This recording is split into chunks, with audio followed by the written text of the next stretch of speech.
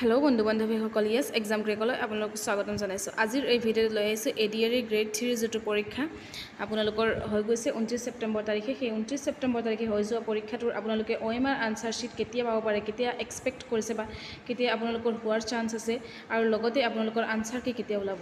ইয়াতে চাওক, আপোনালোকে ৱেবছাইটত ভিজিট কৰিলে দেখা পাব যে আপোনালোকৰ লেটেষ্ট হিচাপে যিটো পৰীক্ষা দিছিল 29 ছেপ্টেম্বৰ তাৰিখে, সেই 29 ছেপ্টেম্বৰৰ কুৱেশ্যন বুকলেট অলৰেডি দি দিছে, আৰু লগতে যিটো ফাৰ্ষ্ট শ্বিফ্ট আছিল সেইটো দিছে, লগতে ছেকেণ্ড শ্বিফ্টৰো দিছে, পেপাৰ 5ৰো দিছে, HSLC উইথ ড্ৰাইভিং লাইচেঞ্চ সেইটোৰো আপোনালোকৰ কুৱেশ্যন বুকলেটখিনি দি দিছে। এতিয়া কিমান দিনলৈকে আপোনালোকৰ সেই নতুন OMR শ্বীট যি ওলাব মানে সেইখিনি, আৰু লগতে আপোনালোকৰ আনচাৰ কি কেতিয়া দিব।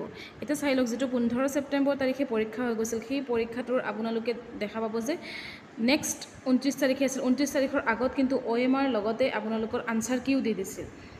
এতিয়া আপোনাৰ উইদিন 14-15 ডেইজ কিন্তু তেওঁলোকে এইখিনি কৰি লৈছে যে OMR হওক বা আপোনালোকৰ আনচাৰ কি হওক এইখিনি দি দিছে। এইবাৰো 29 তাৰিখে যিহেতু পৰীক্ষা হৈছে, আমি এক্সপেক্ট কৰিব পাৰি যে 15 তাৰিখৰ ভিতৰত, 15 অক্টোবৰৰ ভিতৰত আপোনালোকৰ হৈ যাব পাৰে। কিন্তু যিহেতু পূজা হলিডে আছে, সেইকাৰণে আপোনালোকৰ পূজাৰ শেষত আৰু নেক্সট এক্সাম 27 তাৰিখে আছে, সেইকাৰণে নেক্সট এক্সামৰ আগত 27 তাৰিখৰ আগত দিব OMR, আৰু লগতে আপোনালোকৰ আনচাৰ কি এই দুয়োটা দিব। কিন্তু পূজা ভেকেশ্যন থকাৰ কাৰণে অলপ দেৰি হ'ব পাৰে। পূজাৰ হলিডে আপোনালোকে নিশ্চয় জানে যে প্ৰায় সপ্তাহ 10 দিনমান জুৰি পূজাৰ হলিডে আছে। সেই হিচাপে পূজা ভেকেশ্যনটো খোলাৰ পিছত আপোনালোকৰ সেই OMR আৰু লগতে আপোনালোকৰ আনচাৰ কি ওলাই যাব পাৰে, সম্ভাৱনাটো আছে। কাৰণ আমি চালে দেখা পাম যে 15 তাৰিখে পৰীক্ষা দি 29 তাৰিখে পৰীক্ষাৰ আগত কিন্তু OMR আৰু লগতে আনচাৰ কি ওলাই গৈছে। এইবাৰো তেনেকুৱা ছেইম ছিষ্টেমত কৰিলে আপোনালোকৰ 27 তাৰিখৰ যিটো গ্ৰেড 4ৰ পৰীক্ষা আছে, সেই পৰীক্ষাৰ আগত কিন্তু আপোনালোকৰ OMR লগতে আনচাৰ কিখন ওলাব।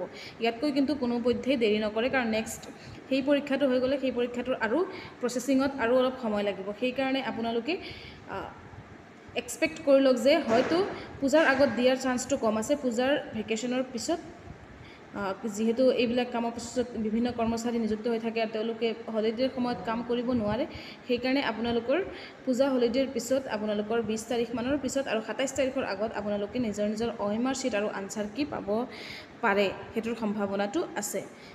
ধন্যবাদ।